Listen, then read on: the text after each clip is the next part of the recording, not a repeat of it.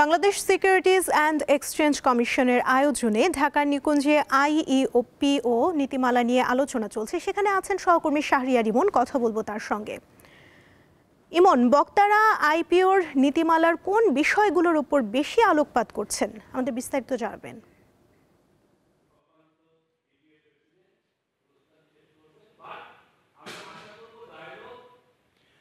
হ্যাঁ ইয়াসমিন সুমন, আসলে আপনার এখানে আইপিও নীতিমালার যে ড্রাফট নিয়ে আসলে আলোচনা হচ্ছে, ঢাকা স্টক এক্সচেঞ্জের এই মাল্টিপারপাস হলে আলোচনা হচ্ছে। আপনি জানেন যে Bangladesh security and exchange commission IPO নীতিমালার একটি ড্রাফট তৈরি করেছে এবং সেই ড্রাফট নিয়ে আপনার যে সংশ্লিষ্ট যারা আছেন, সংশ্লিষ্ট পক্ষ, তাদেরকে নিয়ে আসলে এই আলোচনার আয়োজন করেছে। এখানে বিশেষ করে কতগুলো বিষয় উঠে এসছে যে আপনি জানেন যে শেয়ার বাজারে আসলে কিন্তু আপনার অনেক দিন ধরে কিন্তু কোনো আইপিও আসছে না, এবং আইপিও না আসার কারণে কি হচ্ছে, আসলে আপনার নতুন নতুন ইনভেস্টেবল আপনার শেয়ার নাই, যেখানে আপনার বিনিয়োগকারীরা শেয়ার বিনিয়োগ করতে পারেন। তো এই বিষয়টি নিয়ে এখানে আলোচনা চলছে এবং আলোচনার আসলে মূল বিষয়বস্তু বা আপনার যে আইপিও নীতিমালার যে সমস্যাগুলো, সেগুলো নিয়ে এখানে আলোচনায় উঠে এসছে।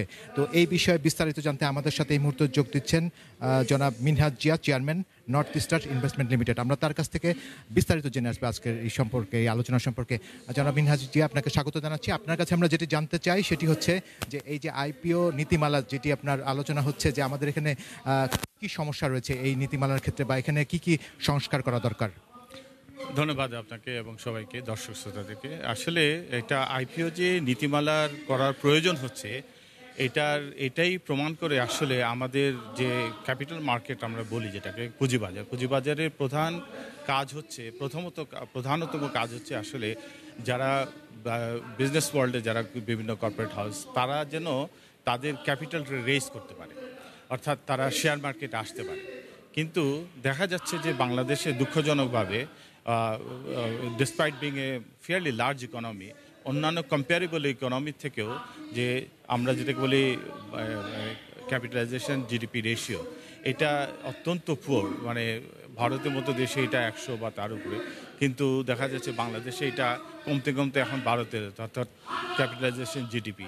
এটাই প্রমাণ করে আসলে বাংলাদেশে একটা বিরাট large section of the corporate houses, তারা বিভিন্ন কারণে আইপিও, অর্থাৎ তারা ক্যাপিটাল মার্কেট থেকে ক্যাপিটাল রেইজ করার ব্যাপারে উৎসাহিত বোধ করছে না, বিভিন্ন বাধার সম্মুখীন হচ্ছে।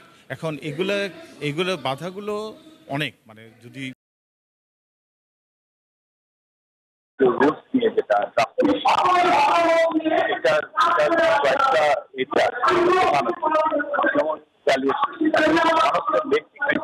আগে রুটি বলে দেওয়া তাতে করে তারা কোম্পানিগুলো মনে করতো তারা শেয়ার এটা ব্যাচের এরিয়া, মানে কাজ করতে হবে।